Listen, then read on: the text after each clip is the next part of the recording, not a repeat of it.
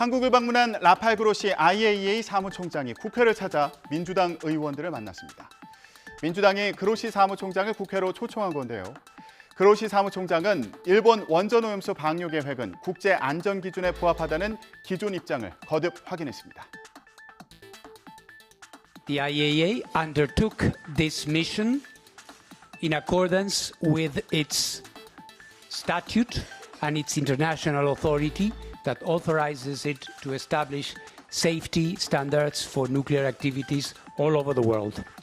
To do this, I established a special group, a task force of experts in radio protection, experts in nuclear safety from the agency, and I also invited to this group as advisors renowned and prestigious scientists from 11 countries, including the Republic of Korea, in order to enrich the work, support the work of the task force. This was the beginning of a period of intense analysis, intense study, and careful evaluation for more than 2 years. 그로시 사무총장은 또 한국인들의 우려를 이해한다며 후속 조치에 힘쓰겠다고 말했는데요. IAEA가 일본에 상주하며 방류 과정을 관찰하겠다고 설명했습니다. This is why I proposed to Japan, and Japan agreed, that the IAEA will establish a permanent review of the plan, so that if they decide to start with the controlled discharge of this water, the IAEA will be there permanently for years and decades to come, performing its function of reviewing and monitoring that this process is done in full accordance with these standards. This is why last week I opened a permanent office of the IAEA at the Fukushima site, which will be the place that from which our experts, our international experts, will be based and will be carrying out its permanent review, monitoring, reporting throughout the years. 민주당 의원들은 일본의 원전오염수 방류가 국제 안전 기준에 부합하다는 IAEA의 입장에 유감을 나타내며 검증 과정이 충분하지 않다고 지적했습니다. 들어보시죠. 후쿠시마 원전 사고는 인류 역사상 최악의 원전 사고인 체르노빌 사고와 같은 최고 레벨 7등급에 해당하는 대형 사고로 분류되고 있습니다. IAEA 보고서는 다핵종 제거 설비의 성능 검증도 하지 않았으며 오염수 방류가 장기적으로 해양 생태계에 미칠 영향도 검토하지 않았습니다. 후쿠시마 원전 오염수는 사고 원전에서 나온 핵 폐수이기 때문에 사실상 핵 폐기물에 해당합니다. IAEA가 국제안전 기준에 부합하는 결론을 내렸다라고 한 것에 대해서는 정상 원전에 국한되어진 것이지 사고 원전에서 나오는 핵 폐기물이 아니라는 말씀을 드립니다. 민주당은 또 지하 매설, 수소 방출, 수증기 방출 등 다른 나라에 영향을 주지 않는 다른 방안에 대한 검토 없이 해양 방류를 뒷받침했다며 비판했습니다. 그러면서 일본이 오염수 방류를 연기하고 국제사회와 다른 대안을 찾는데 IAEA가 함께 해달라고 요청했습니다. 특히 단식 농성 중인 우원식 의원은 그로시 사무총장이 국내에서 한 언론 인터뷰를 지적하면서 일본 편향적인 검증이라고 지적했는데요. 들어보시죠.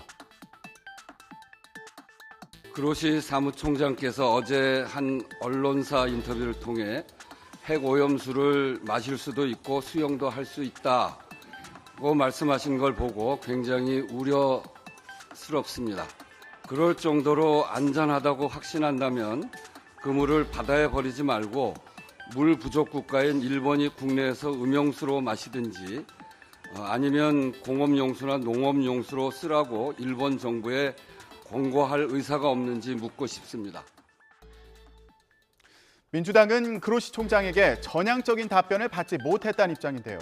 오늘 민주당 의원 10여 명이 일본을 방문해 기시다 총리 관저 앞에서 집회를 여는 등 여론전을 이어갈 예정입니다. 아까 비공개 회담에서 참여한 것들은 어떤 인상을 받았는지 궁금합니다. 분위기가 좀 어땠는지. 어려운 질문이시네요. 분위기라니. 오늘 이제 저희 측 참석자들은 질문을 명확히 던지고 거기에 대한 구체적 답변을 받기를 원했는데 기자님들께서도 보셨다시피 공개 모두 발언 부분에서도 사실 IAEA 측에서는 또 구체적인 설명이나 새로운 답변을 내놓지는 않았습니다. 국민의힘은 반일 선동이 아니라 일본이 안전 기준을 제대로 지키는지 확인하는 게 중요하다고 강조했습니다. 또 국제사회가 우려해야 할 건 후쿠시마가 아니라 북핵이라며 안보 공세를 폈습니다. 국민의힘 반응을 들어보시죠. 묻지마 괴담 유포와 선동 정치는 멈출 줄 모릅니다. IAEA 결과를 믿지 않고 맞서는 것은 민주당과 북한뿐이라는 웃지 못할 이야기가 나오는 배경입니다. 우리 정부는 일본 측 데이터를 실시간으로 공유하고 측정 핵종 종류를 추가하고 IAEA 후쿠시마 현지 사무소에 우리 인력이 상주되는 방안도 검토할 것입니다. 서울 양평 고속도로 의혹도 정치권의 쟁점이죠. 원희룡 국토부 장관이 사업 전면 백지화를 선언한 가운데 국민의힘 소속 양평 군수와 일부 국민들이 굵은 비 속에 민주당사를 항의 방문했습니다. 양평 국민들의 바람대로 나들목이 있는 고속도로 건설이 실현되는 듯 했는데 민주당의 의혹 제기로 사업이 백지화됐다면서 고속도로 막는 행위를 그만두라고 촉구한 겁니다. 어제 발언 들어보시죠. 난데없이 지난 6월 말에 민주당은 이러한 양평 국민의 영혼이 담긴 노선안에 대해서 김건희 여사 일가의 토지를 물질 삼으면서 양평의 현장이라는 곳에 와서 성명서를 발표하는 등 정치 공세를 펼침으로 해서 급기야 서울 양평 고속도로 추진이 중단되는 사태를 맞이했습니다. 민주당은 여기에 한술 더 떠서 원안추진위원회를 구성하여 예타 당시의 노선으로 돌아가야 한다고 말하고 있습니다. 예타 당시의 노선은 양평군에는 IC를 설치자 없는 아니고 지역 주민도 지역으로 오는 고속도로를 반대하는데도 불구하고 말입니다. 누구를 위한 원안 추진입니까? 당리당략을 떠나 진정으로 양평 국민이 원하는 양평 국민을 위한 양평 국민에 의한 안을 민주당에서는 경청하여 주십시오. 여야 사이의 공방도 치열했습니다. 국민의힘은 사업을 다시 추진하려면 민주당의 사과가 먼저란 입장인데 민주당은 특혜 의혹 물타기라면서 반발하고 있습니다. 여야 모두 서울 양평 고속도로 사업을 다시 추진해야 한다는 데는 공감대를 형성한 분위기지만 배치가 풀리기는 쉽지 않아 보입니다. 여야 입장 박광열 기자가 전해드립니다. 고속도로 사업 재추진의 전제로 민주당에 사과를 내건 국민의힘은 제1야당을 향한 압박을 이어갔습니다. 양평 군수가 민주당 소속이던 2년 전에도 이미 노선 변경을 요구한 적이 있다며 민주당의 비판은 내로남불이자 괴담, 선동이라고 몰아붙였습니다. 사업을 본인들의 정치적 수단으로 삼아버린 민주당에 부득이하게 결단을 내린 것으로 보여집니다. 민주당이 침을 뱉으며 밥상을 엎어버린 꼴이 되었습니다. 민주당은 발끈했습니다. 종점 변경과 사업 백지화 모두 현 정부 아래서 내린 결정이라며 피해자 코스프레를 당장 중단하라고 역공을 폈습니다. 내로남불 아니냐는 여당의 공세에는 본질을 왜곡하는 물타기라고 반박했습니다. 고속도로 진출입로가 없는 양평군 강하면 지역에 나들목 신설을 요구했을 뿐 종점 자체를 바꾸자는 취지는 아니었다는 겁니다. IC를 추가 개설할 수 있는 방안을 찾아달라고 국토부에 요청한 것일 뿐 강상면을 종점으로 하는 노선을 언급한 적이 없습니다.